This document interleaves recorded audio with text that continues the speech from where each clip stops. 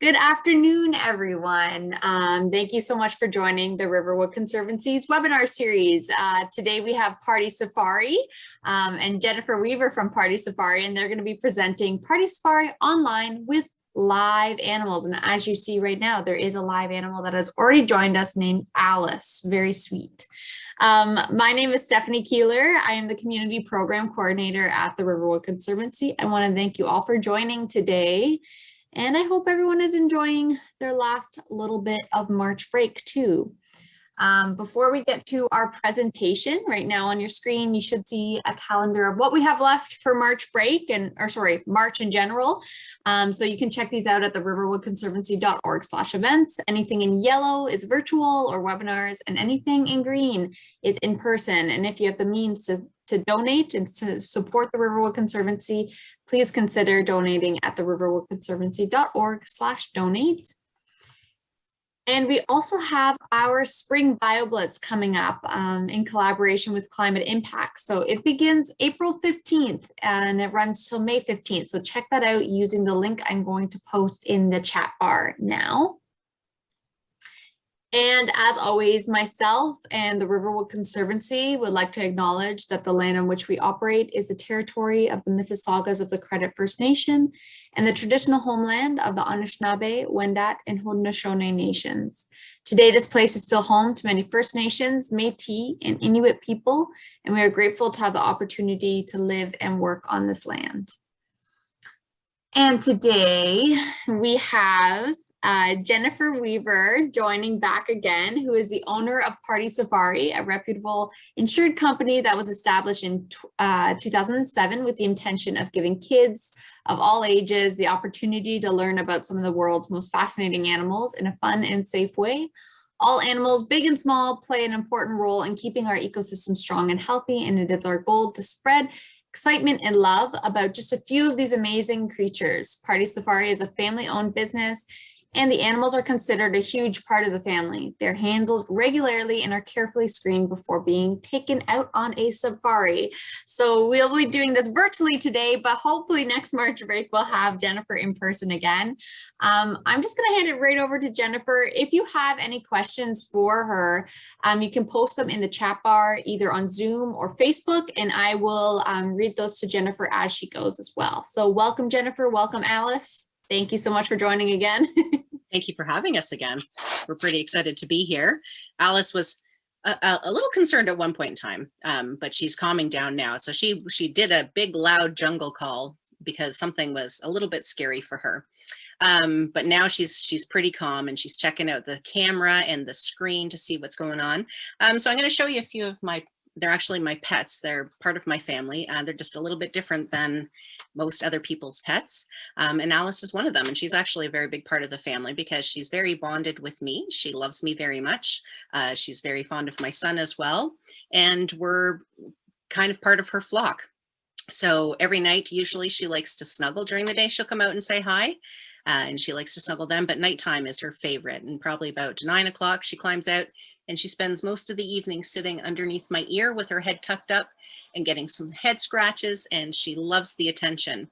So she is a green cheek conure. She comes from, they're found in the wild down in South America, and they are flock animals. So you would see a big flock of them in the wild, which is why she's very bonded to people, because she needs to have people. She would not be able to live just in a cage quietly in a room, because she needs to have interaction and love from other birds or people. And she was hand raised, which is why she is so friendly and calm and loves people so much. So she's been handled since she was very, very little. And that's why she's a really big part of my family. So you can see that she's got her wing feathers all in, very lovely colors. Right now she has some darker feathers, and that's because she is molting her feathers right now. In the spring and in the fall, they molt their feathers, which means that they'll, a bunch will fall out, not all at once, but we continually lose feathers. And she's growing new ones in, and you can see on her tail right here, she has a pin feather. This one right here, and that's just a casing. It's grown out, and there's a casing that protects it until she can preen it. So what she does is she spins her head right around, and she preens those feathers on her back using her beak. And that's what keeps them all neat and tidy and in order. And it's a really important part of keeping her healthy is the preening process. So she will continue to preen, and then most of the feathers will fall out. The ones that are on her head right here, she likes me to give a little scratch because she gets some little pin feathers up there. So that's my job, is to scratch away and get those pin feathers out. She can talk. She can say, pretty bird, step up, and treat, treat, because her favorite things are treat, treats. She doesn't talk usually, though, until after she's had a treat, treat, or if she thinks that she's alone on the bottom of her cage. And then she'll say, step up, and she'll say pretty bird as well. But she does sometimes kind of like to whisper. Can you whisper? Whisper, whisper. No, you're not going to today. I'm also trying to teach her some tricks. We're trying to teach a high five. We'll see if she'll do it today. Oh, treat, treat. Very good. She's getting pretty good at it, but sometimes she gets a little bit stubborn because, you know, she's an independent woman, this one. Can you give a high five? Oh, good girl. That was good job. So she's getting a little piece of Melba toast. She's not so sure. That's not her normal treat, treat. Is it not good? You can see how she uses her tongue. And she'll use her tongue to maneuver it into a good spot. And then sometimes if it's a big piece, she'll actually hold it with her foot. We'll see if she'll pick it up. No, you want me to hold it for you? These guys spend most of their time up in the tree tops, but they might fly down to get some nuts and seeds and fruit off the ground, but they're very acrobatic. They can actually hang upside down, and they use their beak kind of like a hand, and they hang on with their beak and they climb up. Balancing with that long tail, which is handy for balancing. So when she's finished her little mouthful there, I'll show you how she likes to hang upside down. Are you all done? Yeah, was that a good treat? All right, ready? So as you can see, she'll use her beak to try and pull herself up, which is pretty handy. She's good at it. It doesn't hurt me at all. She's just using it. She's not biting me. She's just using it as a tool to get herself back up into position again. She spends a lot of time actually upside down. She likes to lie in my hand upside down, kind of like this. But she always has to hang on to my finger just because she's not so secure. But she'll lie there, and then she'll sometimes get a little head scratch if she wants to. You can see she has a band on her foot, and that disc is the identification from the breeder where I got her from. It has her number on it. So if ever by chance, hopefully never, she ever got outside, I have that number written down. And if anybody finds a conure, then I'll be able to tell if it's Alice, because they all kind of look the same. Although I think that she would recognize me, and we would know each other, I think. Does anyone have any questions about Alice? So pretty. There's no questions that have come in yet. I think everyone's just watching Alice. She's so sweet. So if you do have any questions, just comment in the chat bar as we go along. I kind of have a question though for Alice. Yeah, sure. What does she normally eat? So she is on a pelleted food in our house, but in the wild they would eat fruits and seeds and berries and some vegetation as well, some vegetables. They might eat the odd insect that goes by as well. Right. And they're usually their metabolism is quite quick, so they're eating most of the day, like they're foraging for lots of food. So awesome. And I see somebody has asked, how old is Alice? Alice is 4 years old, and they can live 15, 20 years. Wow. Maybe 25 even. Wow. Yeah, she's a very good girl. She's gonna show off her feathers. She does also. Beautiful. She might have to poop too. We will just privacy, because she is potty trained, and I can say poop. Oh, good girl. She's very smart. She just needs a little bit of privacy. I have to watch for the cues. When she starts to shake her tail like that, that might be time for her to have a poop. Right? Are you a good girl? Yeah. All right. I'm going to tuck her in her cage, and we'll get up the next animal.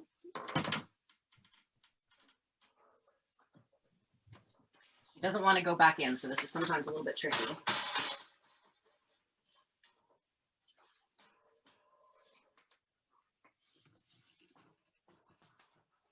Awesome. We have someone here who's always nosy. This is Willard back here. He's had a busy week already, so has a day off today, but he doesn't realize he has the day off. He thinks he's still part of the show. He's kind of jealous that everyone else is getting attention. Okay, the next one I'm going to show you. We're going to see how this goes. It's a bit of a creepy crawly. He is a tarantula, and he's a very big tarantula, but he's a little bit scared. So some people are scared of spiders, but he's actually scared of people. So I have to just move nice and slowly. And he doesn't go out to too many shows just because he doesn't like to be handled, and he doesn't really like to be out and about. But he is a very impressive tarantula, and I will show you.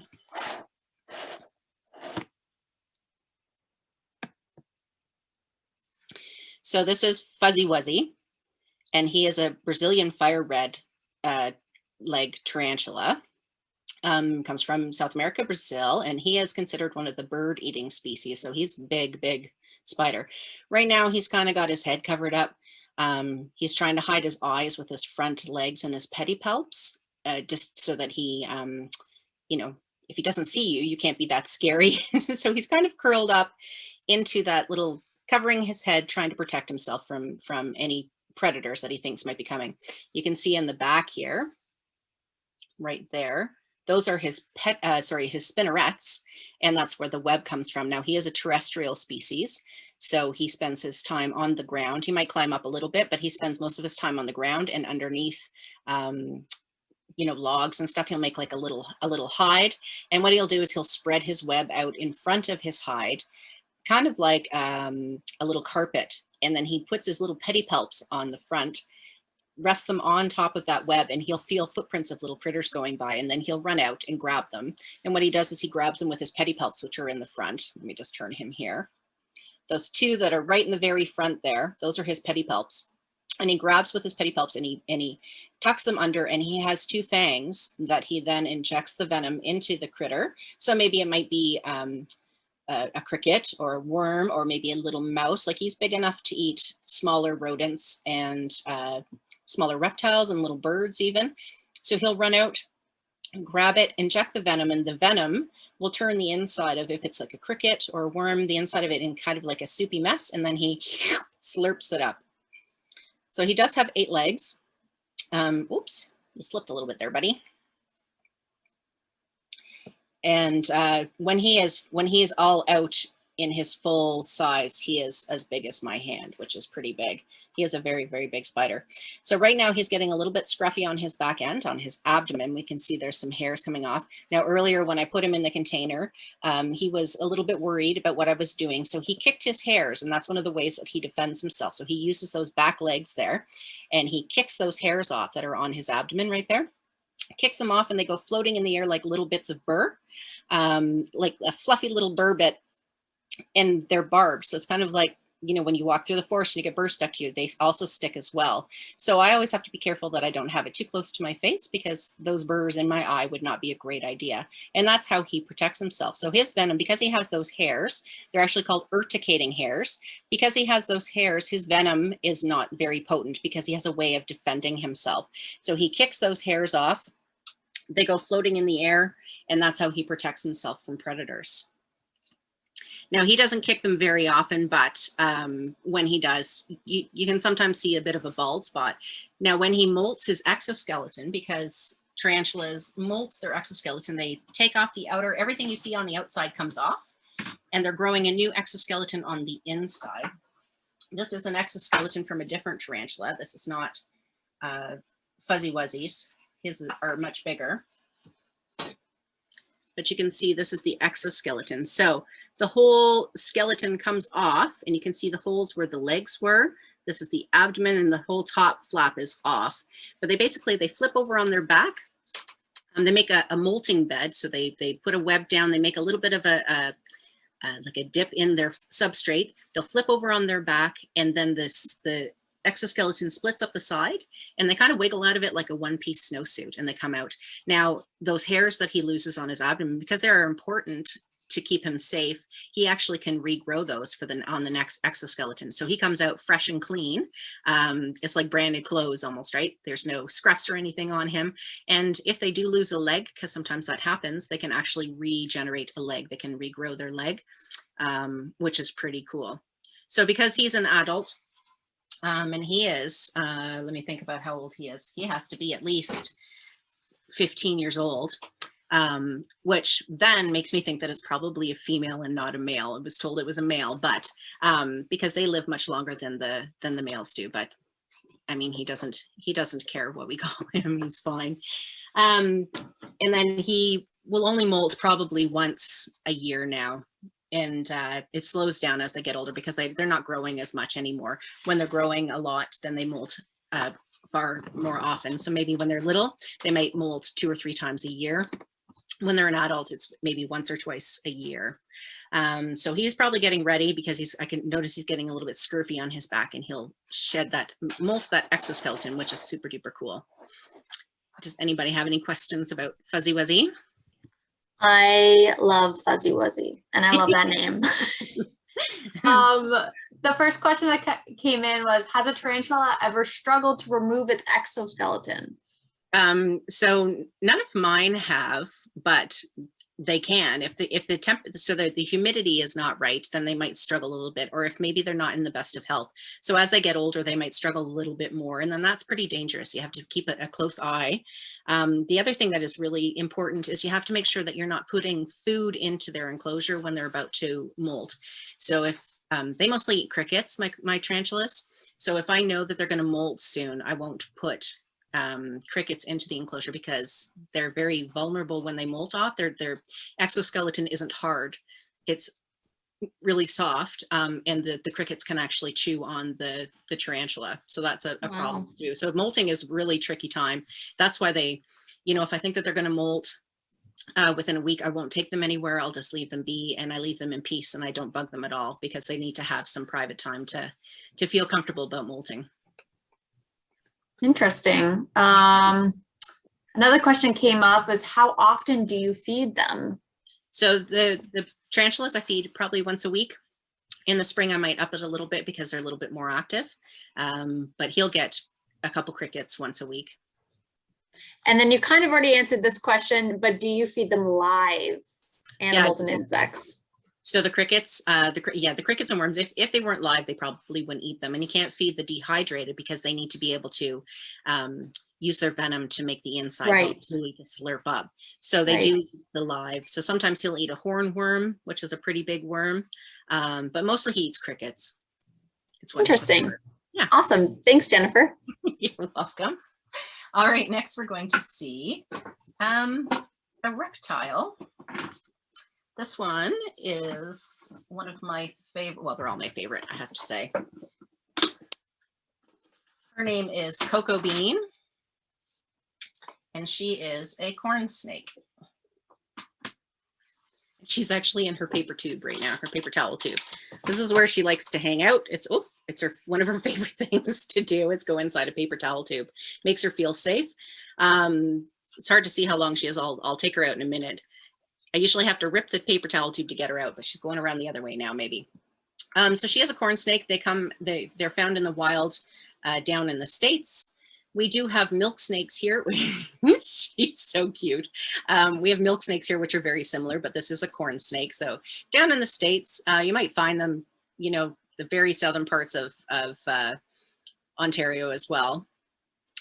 So right now she's sticking out her tongue and she is smelling the air. She's not sure what's going on.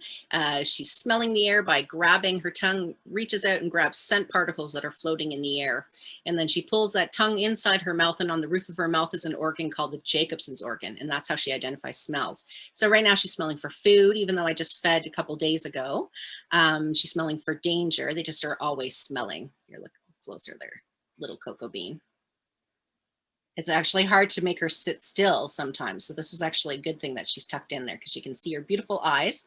Now, when reptiles shed their skin, so when she sheds her skin, it's, we were talking about humidity, about the tarantula molting. It's also very important for snakes as well to have good humidity in order to shed their skin.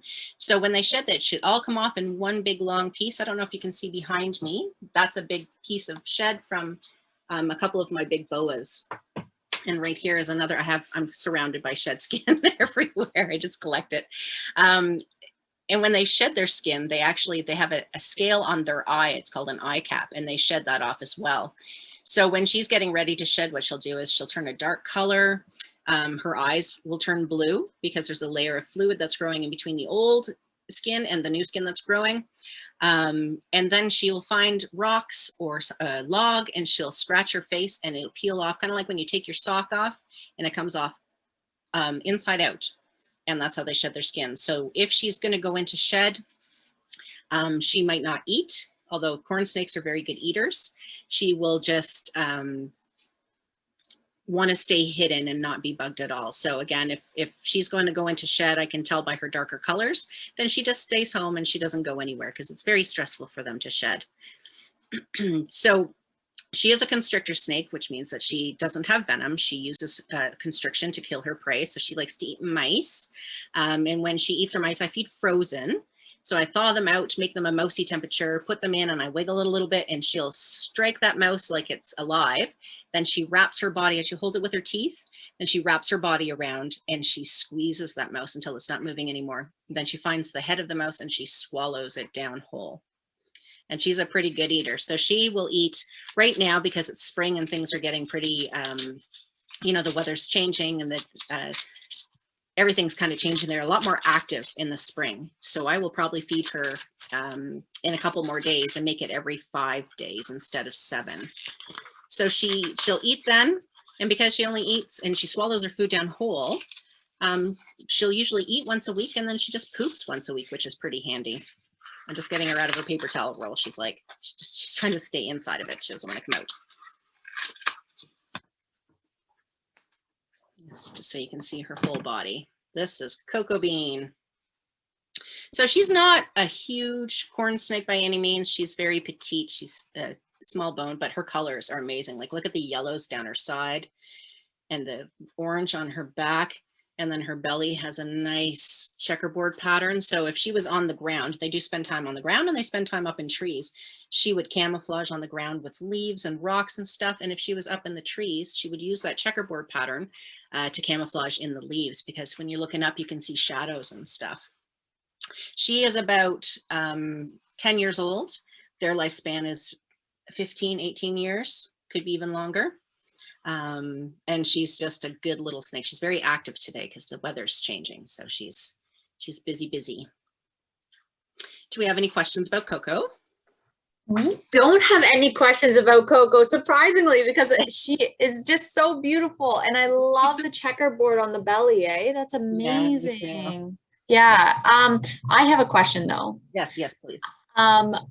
When they are shedding their eye cap, I was always curious, does that kind of hinder the sight, and does that affect what they can eat, like if they're hunting for things? So when they're shedding, they might eat, like my guys are pretty good. Some of them, when they're in full blue, that's like their eyes are blue, they get like a blue sheen down their body as well. Everything kind of looks a little bit blue. A couple of my guys will still eat, like corn snakes will still probably eat, but if they're out in the wild, they would not leave wherever they're hiding because they cannot eat very well and they're very vulnerable when they're in shed.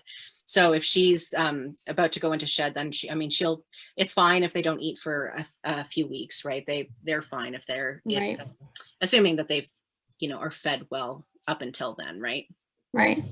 So interesting. Yeah, her eyes will turn blue and they really can't see at all. So that's when snakes will get a little bit more defensive too. So if you see one that is out in the wild that's blue, it has those blue eyes, then it's just best just to leave it be and let it go where it needs to go, or stay where it is and let the little guy shed. So interesting. And I think you answered this question. There's a question about how old Coco is. Did you say 10? Yeah, she's about 10 years old, I think. Yeah. Right. Awesome. Thank you. No problem. Sometimes this is tricky to get them back in. That wasn't the snake. that was Bruce the quail. Bruce is over in the corner there, and he likes it to be known that he's here. So, please acknowledge the fact that he's there. That'd be great. All right, next. We hear you, Bruce. We hear you, Bruce. We gotcha. He's probably wanting some worms. I'm going to feed him some mealworms a little bit later. And he loves to peck at them and fling them around and eat them. All right, next we're going to see an amphibian. This one comes from South America. A lot of South American animals today. He is a very, very handsome toad. I just have to get my blanket, because sometimes when toads are scared, frogs and toads are scared, they tend to pee a little bit.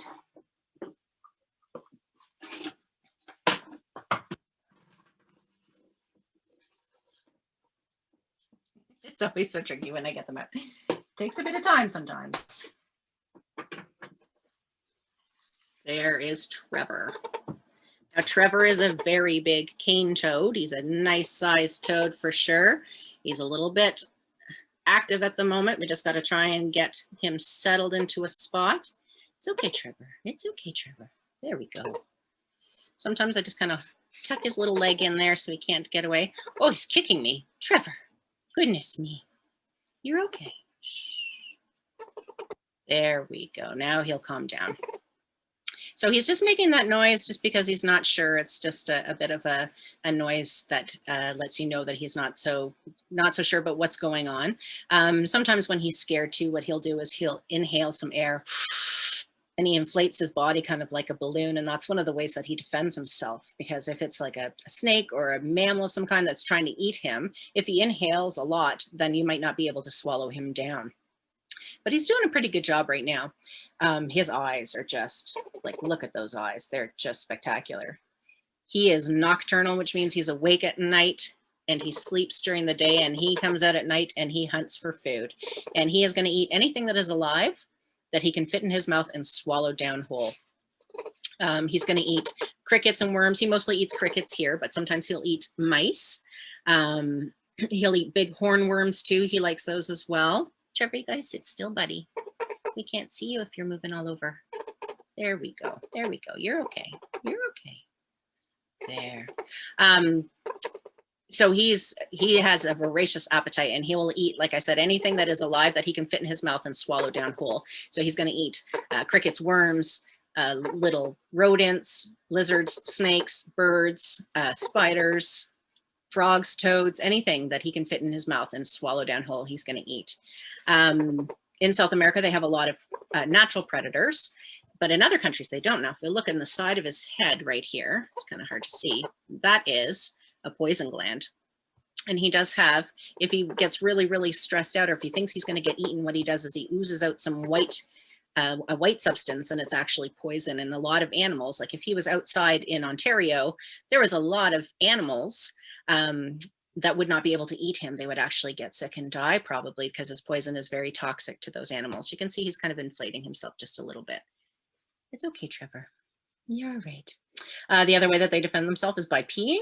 So if you're picking up an animal and it pees, you know, most animals and people don't want to eat something that's peeing on them. So that's a way that he defends himself as well. So he'll give a good, and he just peed on me, he'll give a good shot of pee if he feels like maybe he might be eaten. I'm not going to eat you, Trevor. It's okay, buddy.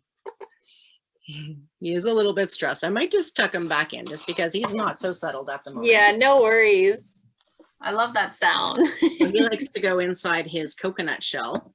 So I just tuck him in there and he goes in his coconut shell. Oh, not right now though, he says. Active. And in his enclosure, he has some hides that he's supposed to hide in, but instead he likes to sit on top of them. And he likes to be in the highest point in his enclosure, which is kind of weird. And he sits with his front legs kind of like this, and he just glares at me. He's very cute. He is pretty cute.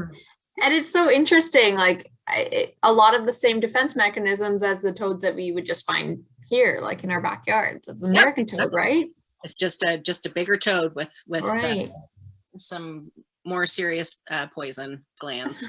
Yeah, that's so interesting. There's a question here from Marissa Narav. Does the toad eat fish? He likes to in the wild, they would need to be near water because they do like to bathe in the water and soak in it for a bit. If a fish came by and he could catch it, he would eat it for sure. Wow. They're mostly on the land, right? They come out of the water when they start off as an egg that's laid in the water, and then they turn into the tadpole, and then the tadpole grows those legs. A lot of frogs will stay in the water. These guys come out onto land, but they do need to be somewhat close to water. So they're very opportunistic. If food comes around, he's going to eat it. So interesting. Even if with another. Sorry, Go ahead. I was just gonna ask, sorry. And does the toad laying eggs, does it work kind of the same where that they lay eggs in like a vernal pool, like a pool of water that will dry up in the summer, or is it usually like in a pool of water, like a larger? I would say like a vernal pool.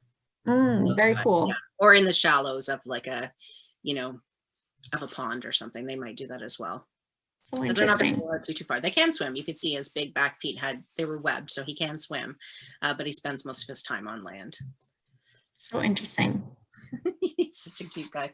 So that's one of the toads that in Australia, they've introduced into the wild to try and combat the cane beetle, which is why they're called cane toads, or they're called marine toads, because they eat in their natural habitat. They eat cane beetles, which eats the sugar cane. So we like to have sugar cane because that's where we get our sugar from. So the cane toads would eat that, but they didn't realize that their poison was dangerous to a lot of the animals. So they were having a problem in Australia for a while because there was no natural predators there, and the majority of the animals that would try and eat them couldn't tolerate the Oh my poison. goodness. And they eat everything, right? So anything that was growing, they don't just eat the cane beetles like they're supposed to. They're going to eat everything that they can get their little mouths on. So Right. yeah, it's tricky. All right, next we have, I'm just seeing here, who's this? Oh, this is a really special one.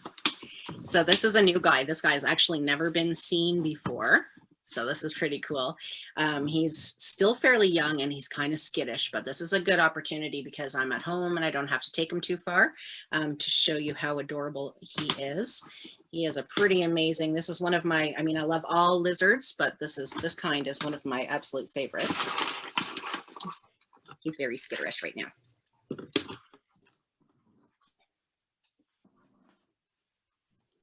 Oh, look at him. This is Littlefoot, and Littlefoot is an Egyptian Euromastix. So he comes from the desert in Egypt and he likes it hot, which is why my room is so toasty warm. He's a Euromastix lizard. He is a vegetarian. He's a herbivore, so he loves to eat vegetation. He'll eat some fruits, not so many fruits, but he loves to eat leafy greens. He will eat grasses in the natural habitat, and these guys can actually grow up to be about this big. He's just still fairly young. They're slow growing because they grow pretty big and they can live up in their 20s, so they grow a little bit slower. I'm going to show you his body though. He is being so good. You can see his spiky tail, and that's the main way that they defend themselves, is with that spiky tail. So in the wild, if they feel threatened, if they feel like there's a predator that's coming to get them, they will skitter as fast as they can to some rocky like outcrops, and they'll wedge their body in as far as they can. If they can get all the way in, then that's perfect. If they can't, they leave that tail sitting out. And if the predator comes to get them, they will swing that tail and whack them in the nose. And it, I wouldn't want my nose to be hit by that. It's pretty sharp and it's very powerful tail. You can see how muscular it is. And that's the main way that he defends himself. And he'll also, same as the toad, he'll inhale and he'll puff himself up so that his belly gets really inflated, and so it's hard to pull him out. I can't really let him sit on my hand because he's just raring to go, but I think he looks like a little dinosaur, really. Like, look at that face. He is so cool. I was just going to say that the tail, I can't name the dinosaur, but I can picture it. Reminds me exactly of a dinosaur. Stegosaurus? Is that the one that has like I'm not up on my dinosaurs either. I'm more Me neither. I should be. You can also see on his back that hang on, let me spin him around. He's so cute. This guy is just crazy. Oh yeah, you can't really see, but he's been shedding his skin as well. So springtime is a good time to shed your skin because, the weather's changing, even though it's pretty hot in here. And he likes it to be, he likes to bask in about 120, 130 degrees, and that he just lays out and he just thinks it's great. So I have a pretty big heater covering his enclosure. He also will eat lentils. Hard lentils and split peas, and some bird seed as well. And he just snaps it with his, call it a beak. It's kind of like a beak, but it's his mouth. And he just snaps those lentils and eats them down. Now, he doesn't drink water as a rule because he doesn't need to. He gets most of his fluid from his leafy greens that he would eat. look at how big his feet is. So he does have some longer nails and he uses those for climbing up rocks and stuff. I need to change up his enclosure a little bit so he wears down those nails naturally, so I don't have to trim them. So I'd add some rocks and change things around so he has to scramble over those. And these guys, I mean, they're just an amazing lizard. Look at, he's so prehistoric looking. Yeah, really though. So cute though. And he's doing a great job too. He's staying still. For the most part, yeah, he usually doesn't. Yeah. He usually swings that tail pretty good. You can see on his back legs too, he's got some little spikies on there too. They're not very, very spiky, but that's part of the defense, right? Something with a soft mouth probably wouldn't want to bite that. I'm going to tuck him in his tank, which is right beside me here, because he's done a really good job. You can see him again here, actually just right there. And he has flaps that he can close his ears because he lives mostly in sand. He can actually, he's very upset. He just ran right to his log to hide. He can actually they can close up their ears a bit so that they don't get sand in. Wow. Really, really cool. Yeah. That's so interesting. Do you keep your room at a consistent temperature through all seasons, or does it change depending on? Well, it gets a little warmer in the summertime, but usually it'll get up to about 80 degrees during the day. That's why I'm a little red. I can only imagine. I mean, this is the colder part of the house. This is the warm room. Right. But yeah, it's usually about 80, drops down to about 70 at night and then 80 during the day. Wow. So it is, and then in the summertime, I do have to throw on an exhaust fan just so it doesn't get too warm. Yeah, I can only imagine that gets very hot. We have basking lights. So the desert, Willard has a basking light in his, and a few of the lizards have, and they also have UV lights as well. They need the UV. So if they're diurnal animals being awake during the day, they need the UV that they would get from the sun. We can get light bulbs that has that same UV, and they need that in order to absorb calcium, which they need in order to have good bones. Right. So it's all very tricky feeding them today. And there's a question that came in actually. Where did you get all of these pets? So a lot of them came from different places. The fuzz I got from someone who just, I think there was a family emergency and they took them to a local pet store. Some of them I've gotten from other people that I know. Some of them come from breeders, like Alice came from a breeder who's in our town close by. So I went and I checked out the mom and dad and made sure that she was raised ethically and that it's an ethical breeder.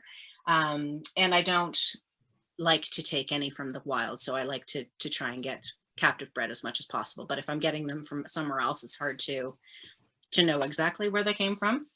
But it's best to get captive bred.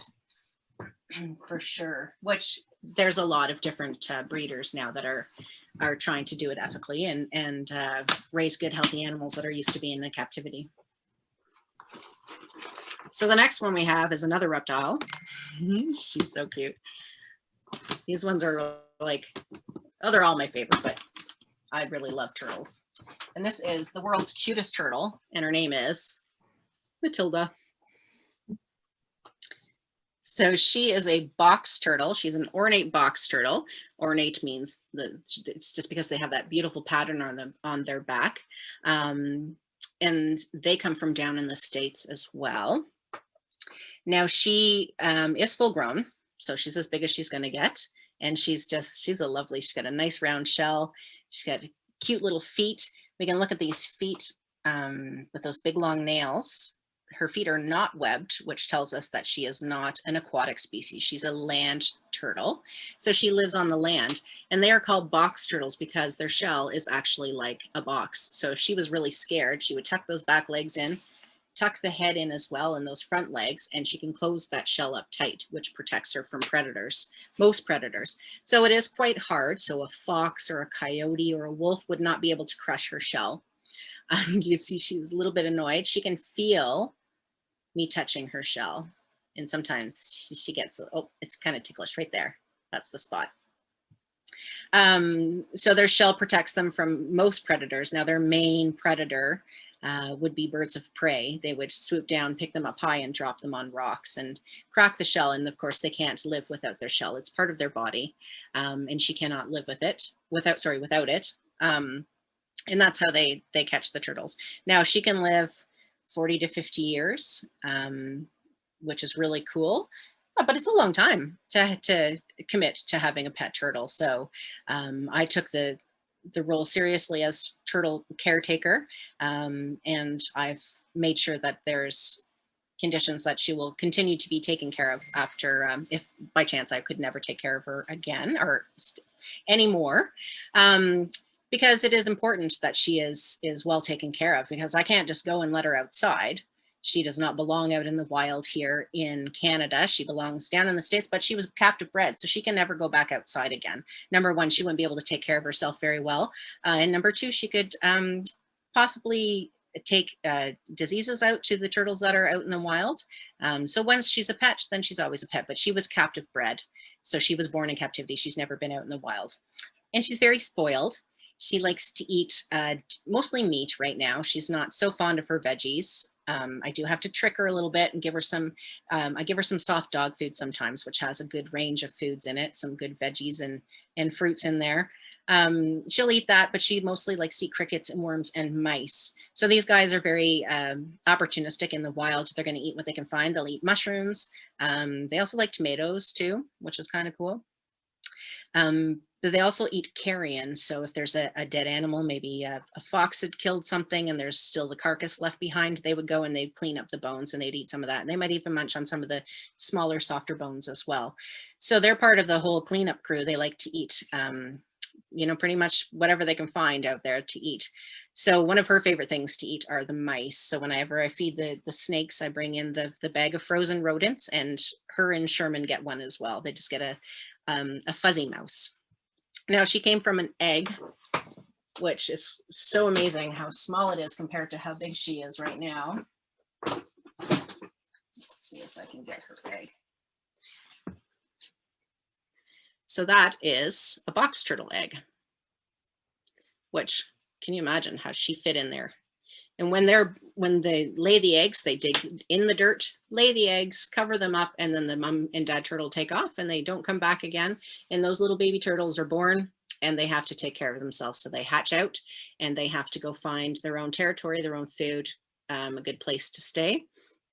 Now these guys actually, with their shell, they've actually been known to survive forest fires by pulling themselves, digging down a bit into the dirt and pulling themselves in the shell and sealing it up. And they've actually, there's been a couple that have been known to survive forest fires, which is pretty cool. And right here where that spot, oh, sorry, Matilda, right there where that spot is her ear. You can't really see, but it is there. And she has brownish eyes, whereas Sherman, who is a male, has red eyes, which is kind of neat. She looks so serious. Do we have any questions about Matilda? Yes, we do. One of the questions that came in, when they hatch, do they have shells? They do. They look exactly like this, only small, only teeny tiny. They have everything that you see on here. Maybe their nails aren't quite so long, but it's basically this is what hatches out, only a teeny tiny little version of it. Right. Awesome. Do we have any terrestrial turtles in Ontario? There is the Blandings, right? I think they're both. They go into the water as well. I'm more exotic animal. I don't know a lot about. I think wood turtle would be considered terrestrial. Yeah, we have I was just gonna say the wood turtle as well. Right. But the Blandings, I should probably know that. I was like, okay, wait, what do we have? Yeah, the wood turtle, and I think isn't the Blandings? Don't they spend a lot of time on land as well? Yeah, a lot of our species in Ontario, they'll move in and out of the water. The ones that you find at Riverwood are like mostly aquatic, though. So we have the painted turtle and the snapping turtle. Right. But I know the wood turtle is terrestrial, but the other ones, I think a little bit of both, right? So very interesting. Are very cool. They are. And they have the sweetest faces. They always just look so serious. I know, so permanently grumpy, right? Yeah. Another question came in. You may have answered this. How old is the turtle that you have right now? That's a good question. She is. It's a tricky question. I think she's about 12. About 12. And you said they could live to 40 or 50, is that correct? That's correct, yeah. Yeah. So I guess that's a really great consideration when you're in the market for turtles, is that they don't just live like 3 or 4 years like a hamster or a guinea pig does, right? Or even like or 10 like a dog. They live much longer. And they're Right. I don't encourage turtles as pets, really, just because they need a lot of space and they need a lot of long-term care. Yes. Right. And our only pets at Riverwood, actually, Jennifer, are those 5 turtles that we have. And let me tell you, just those turtles are so much work. So well, I do not recommend those to anyone. Yeah, they are hard pets. They especially the aquatic turtles. I love them. They're they're beautiful and they're so much fun, and I love anything swimming in water, but I can't do it. I don't have the time to take care of them properly, and I just I can't commit to taking care of one. And they live to be like, they start off like this, and how the ones at Riverwood are big. Last I saw them, they're big, right? And they live 40 years too. They live a long time. So that's a huge commitment to keep on top of cleaning that tank all the time. Right. So yeah, I'm not willing to spend. I just don't have the time. I would do it, but I just don't have the time. So right. I'm going to show you. Oh, this one's really cute. I don't know if you've met this before. His name is Gizmo. And he's a very special little critter. He is nocturnal, so he's going to come out and he's going to like be blinking his big old eyes because it's pretty bright in here with all the basking lights and the UV lights on. He's like scooching down so he doesn't have to come out, but I have a treat for him, so that's good. So Gizmo is in here somewhere. Where are you, little friend? Oh, there you are. There he is. This is Gizmo. And Gizmo is a sugar glider. And Gizmo likes to eat. So I'm going to give him some of his. Want some of that? Oh, yes. Num, num, num. Right now he's eating Pangea. It's gecko food, but he likes it a lot. It's papaya. So he likes to eat fruits and insects and sweeter vegetables. So he'll eat sweet potato. He will eat apples and any kind of like mango, cantaloupe. He loves all that stuff. He'll eat, in the wild, they'll eat nectars and pollens from plants as well. So he's just licking that out. If you can see his cute little tongue, it's adorable.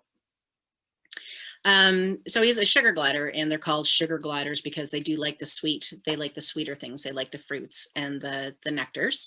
He's called a glider because he has skin in between his front and back leg that he can spread out and glide from the treetops. So he would jump and he would spread his little legs and he would glide to the ground or to another tree. They don't spend a lot of time on the ground just because they're mostly up in the trees and that's where they keep safe.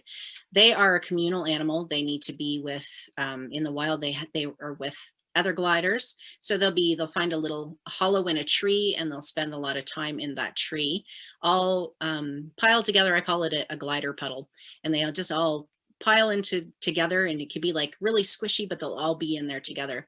Now they are a marsupial, which means that the mummies have a pouch. And when little gliders are born, they're about the size of a grain of rice. You want in here?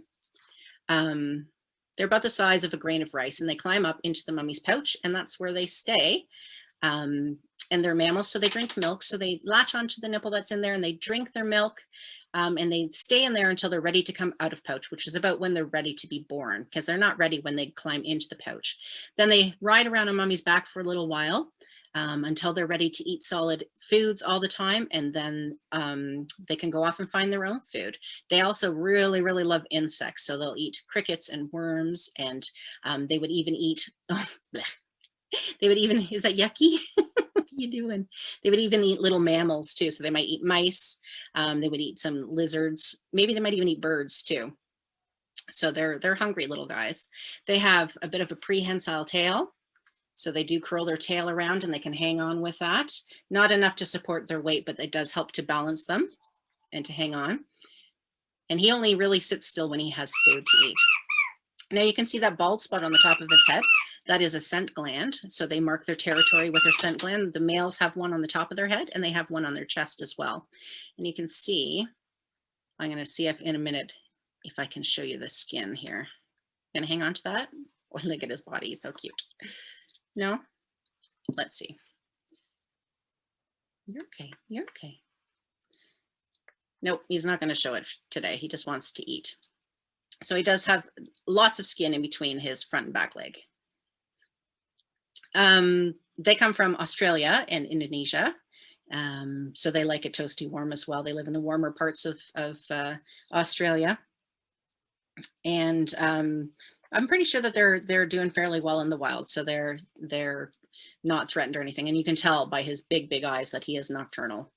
And he comes awake at about, as soon as the lights start to go off, he comes out and he has a wheel in his enclosure and he climbs, and I have different branches and stuff that he'll climb up and down. They're very busy all the time.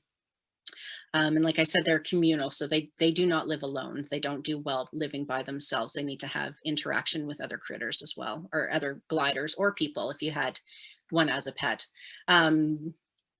Yeah, I don't necessarily encourage these guys as pets either because they're a lot of work, but they are super cute. You got some on your nose. Or any questions about little Gizmo? Yes. Kind of a similar question. How old is the glider? Gizmo is, a lot of my animals are about 10 to 12 years old, so I think he's about 10. About 10. That's pretty old, actually. Yeah, he's getting up there for sure. They're usually 12 to 15 years maybe. Oh, it's so sweet. But I've had him since he was a little Joey. Oh. In fact, I took care of him when he was younger because his mom didn't want to take care of him anymore. Oh, really? So, yeah, he spent a lot of time with me when he was younger. And then he grew up to be a big boy glider, and he's, you know, he tolerates me sometimes, but. There's another question. Do we have gliders like that in Ontario?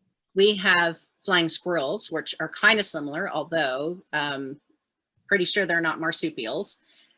They're just like a, I guess they'd be rodent, right? Flying squirrel. So we do have flying squirrels, and it's the same kind of thing. They are nocturnal. They look very similar, and they would jump from a high tree and spread their little legs, and they can glide. They can't fly, but they can glide. Awesome. I think the most surprising thing that you've taught me today is about all of these animals that eat like mice and birds that you just would never expect, like the turtle. I just was shocked when you said that it eats a mouse. So oh, and they love their mice too. Yeah. They'll come to the front. Like the animals can smell when I bring in the rodents. They can smell I have a big bag of frozen. Yeah.